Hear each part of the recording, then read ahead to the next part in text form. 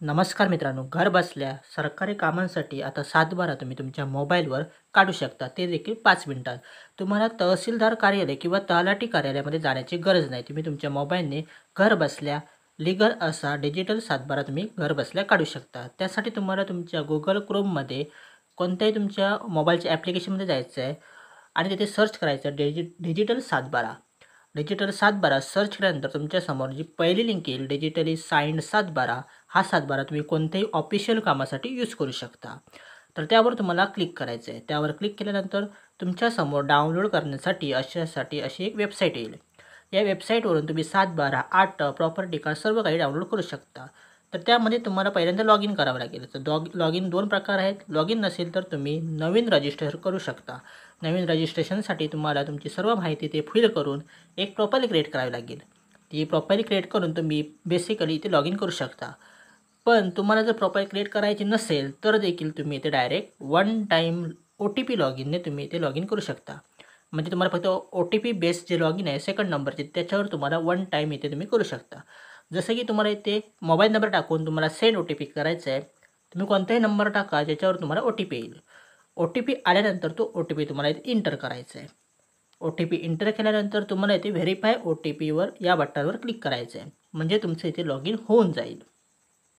तर आपण आता व्हेरीफाय OTPवर क्लिक केलं आहे. व्हेरीफाय OTPवर क्लिक केल्यानंतर तुमच्यासमोर अशा प्रकारे तुमचं इथे प्रोफाईल ओपन होईल. तुम्ही जो मोबाईल नंबर टाकला आहे त्याप्रमाणे इथे तुमची प्रोफाईल क्रिएट होईल. म्हणजे ही गेस्ट प्रोफाईल असेल मित्रांनो, तात्पुरती स्वरूपाची प्रोफाईल असेल. आता तुम्ही इथे तुमचा डिजिटल 7/12 काढू शकता.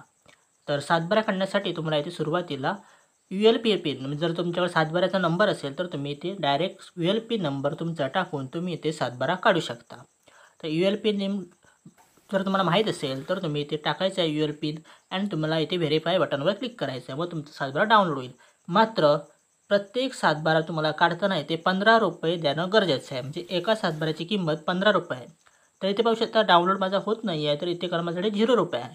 तर स्टार्टिंगला तुम्हाला इथे ₹15 तुमचं रिचार्ज करायचं आहे. जसं आपलं एक 7/12 आहे तर आपण इथे ₹15 करून तुम्हाला इथे तुमचं रिचार्ज करायचं आहे. म्हणजे तुम्हाला इथे पैसे ॲड करायचे. ते तुम्ही पैसे डेबिट कार्ड, UPI किंवा Google Payने देखील इथे ॲड करू शकता. तर अशा प्रकारे तुम्हाला इथे तुमचे ₹15 एका 7/12साठी ₹15 अशा प्रकारे तुम्हाला जेवढे 7/12 काढायचे आहेत त्याप्रमाणे तुम्हाला इथे पहिल्यांदा सुरुवातीला रिचार्ज करायचं आहे. तर आपण इथे Google Payने UPIने इथे आपलं पेमेंट करून घेतलेलं आहे. तर मला एकच 7/12 काढायचं तर मी इथे फक्त ₹15चं पेमेंट केलेलं आहे. तर इथे पाहू शकता पेमेंट केल्यानंतर सक्सेसचा मेसेज येईल आणि तुम्हाला इथे खाली दिसेल जिथे 0 होतं अवेलेबल बॅलन्समध्ये आता इथे ₹15 ॲड झालेले आहेत. जसं ₹15 ॲड झाले तशाप्रमाणे आता तुम्ही इथे 7/12 काढू शकता. तर मी इथे जिल्हा निवडत आहे माझा.